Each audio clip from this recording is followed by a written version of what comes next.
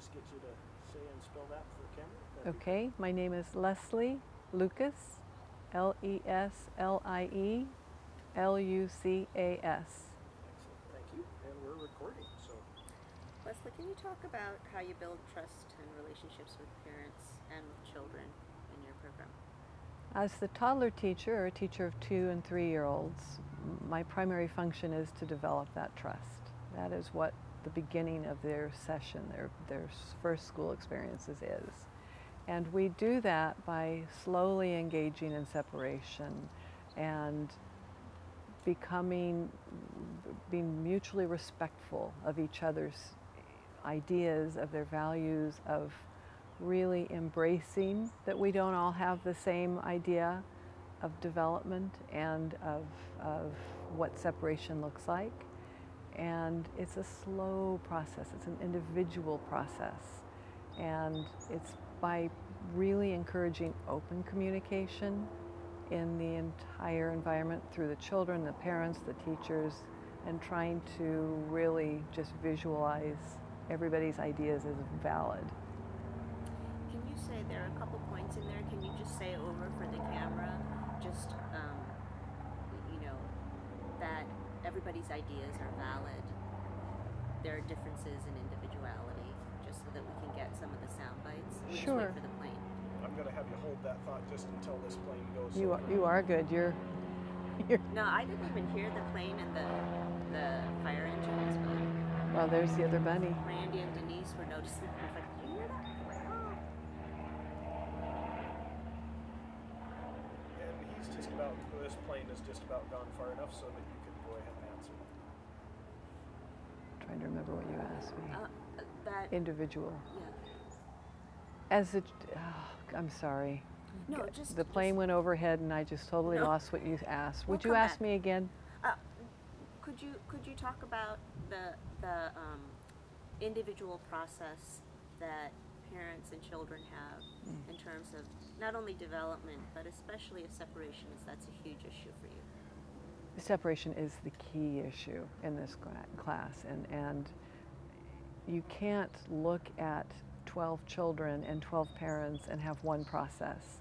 We have a core, we have an idea of the process of separation, but we also know that the parents have their own system that they're working at the home and their own ideas of what works best for their child. And I have a great example this year. A mom came in and said, I can't leave my child crying. I know my child. And everybody has to leave their child crying. That's pretty much a universal. They'll be okay because they'll see you come back and they'll stop crying very quickly. It's a short cry, it's not a devastating cry. Well, we respected that and she was absolutely right. Her child needed to have a happy separation, and she's now pushing her mother away. She's now telling her mother, I don't need you, go away, even if you're the worker. And the mother's happy to hear that. She's not devastated by it. That's what it's about, is taking each child and each parent in their place, in their individual process. There's a core. We do the separation in increments of 5 minutes or just a bathroom break, or we do a process with it, but each parent has their own way in which they go about it. Can you think of other issues that you have to address with parents in the program? Primarily, the issues that we address are people having different ideas of separation and different ideas of developmental levels of their toddler.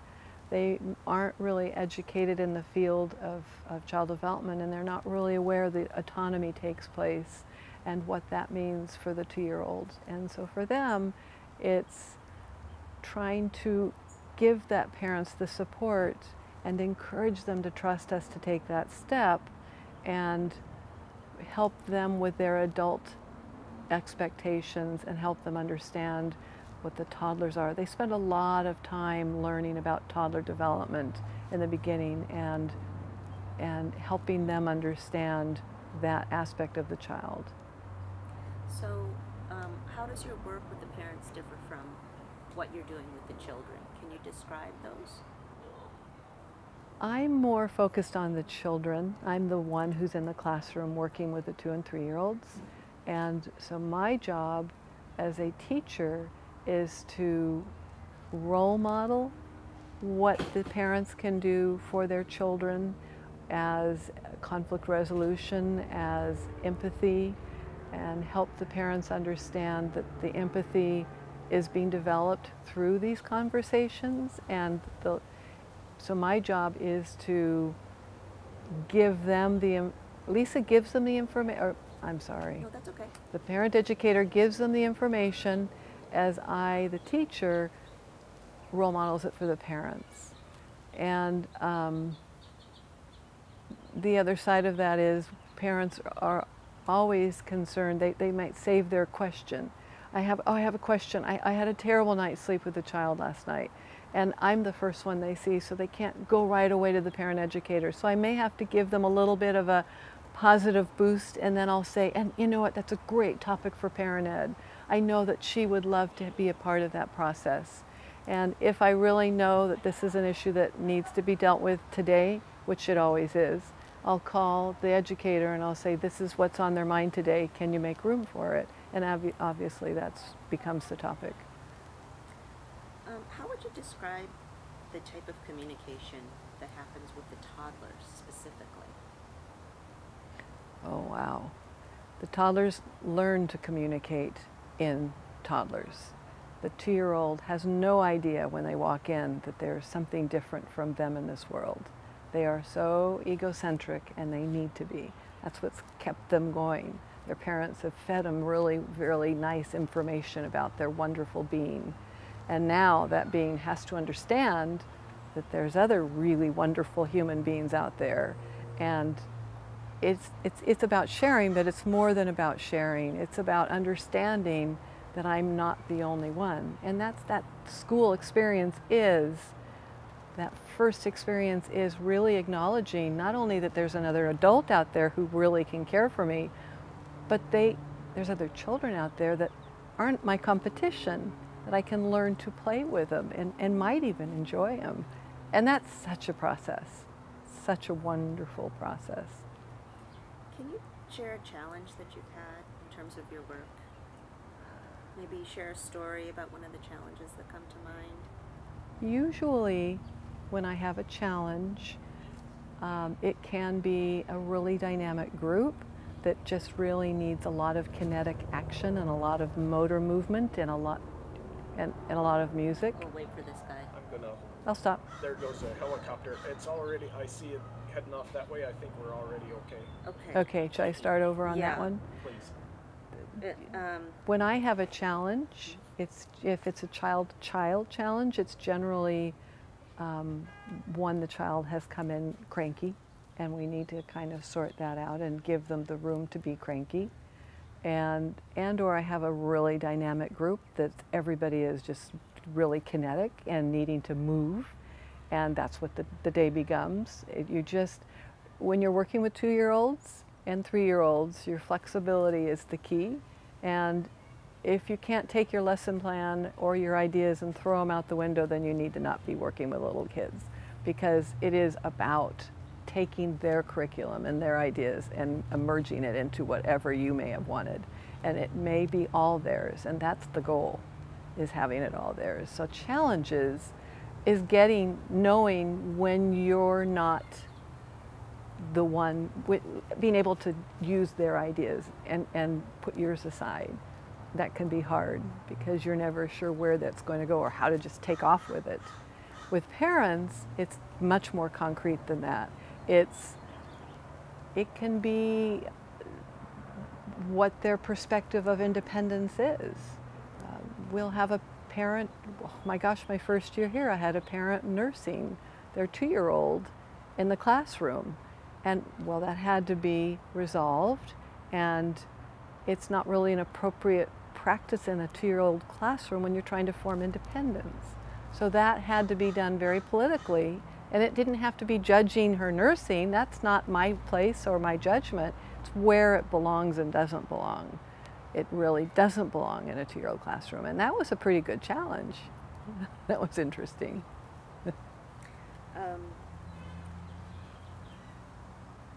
how does the bridge between home life and school life begin and endure? Because if the goal is separation in this program, peaceful, Right. healthy separation, Right. how does that bridge continue? Because it starts out already kind of formed. Right. That's what makes this program so wonderfully unique, is being able to bridge home to school, and it maintains the whole time. And it does, it's a parent participation program.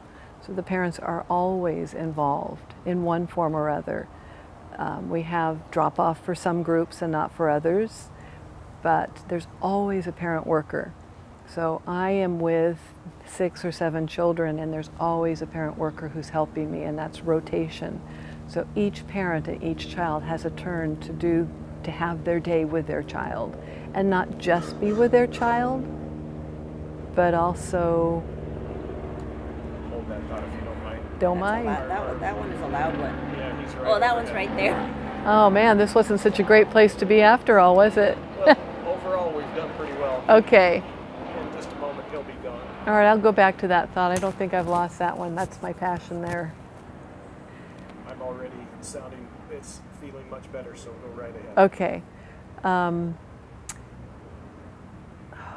The home to school. Okay. Connect the Parent bridge workers, between- right. Parent workers maintain a relationship with all the other children. What's great about this program is it is not only, it develops the community.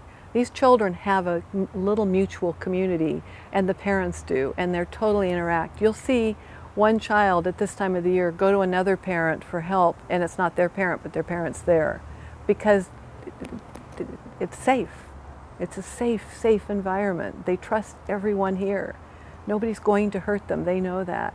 And that bridge continues not only with their parent, but with the other parents. It's also brought in through curriculum. Parents bring in traditional practices or cultural ideas. We might have, during the holidays, somebody can obviously make latkes if they're Jewish, and we don't present the ideas of what you're going to go do. We ask the parents, what's a tradition that you do at your house that you'd like to bring and share? Well, one mom wants to make vegetable soup because they make it every winter. Well, let's make vegetable soup. That's a tradition for her. Family life is brought in through the books. We have children's portfolios, and they start out with the children's pages of their home life first, and then all of their school papers, colorings, and photographs that I've taken throughout the year are put in there, and it becomes their portfolio.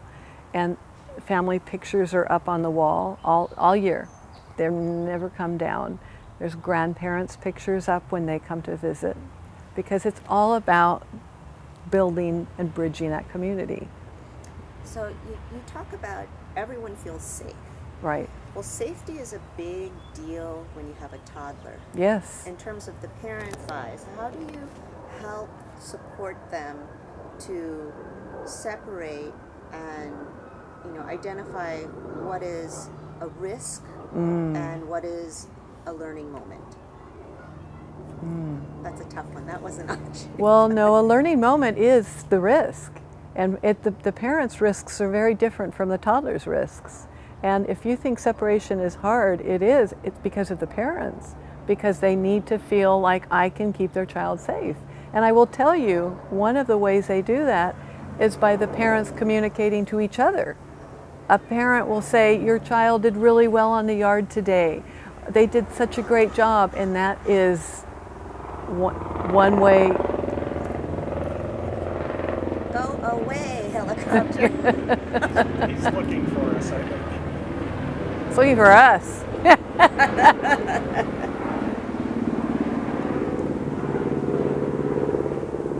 let him go a little bit further, and then we'll be Okay. There we go. The parents become the tools to help reinforce that they can trust us, that this is a safe environment. And if something's wrong, we listen, we take their idea, we validate it, we don't dismiss it, we validate all of their concerns and ideas. And if truly there's something that needs to be switched, if they find a board loose or something that they're worried about physically, we fix it right away. If They don't like the way we separate down to the yard because they want to walk their child down each day because that's really important. There's a stump they might fall over. Well, then you may walk them down until you know that that child is safe enough not to trip over that stump. So it's a process with the parents, much more than it is with the kids. And without validating the parent, you're never going to feel, they will never feel safe with you. So what would you say that you learn from the parents and the toddlers and how it informs your practice? Every year you have a new challenge, and every year the group presents something new. Every year you learn something, and the parent educator and I reevaluate that every year. What did we get from this group? What do we want to do differently next year? And we do make changes. Every year this group the room looks a little bit different. It's almost to where we feel like we've got it down, but then something happens and we go, okay, what did I do this year? So there's a constant evaluation of that process. I lost my track. I'm sorry. In terms of what do you learn from the parents and the families? I think that you really learn that if you can't listen and grow with them, then you're not a very good teacher. And if you think that you have all of the advice and you can't get anything from them, then you might as well find a different job, because this is about learning from everybody, especially at this level. And I may have the degrees, but I'm not their mother. And a mother knows their child better than anyone else. And so learning to listen was a real key. And learning to be respectful of all of them, children, and that, I mean, it's really a key as being a good teacher, is just being really respectful. That's it. Great. That's it. And then Lisa? Lisa. Well, it's 3. You said 3.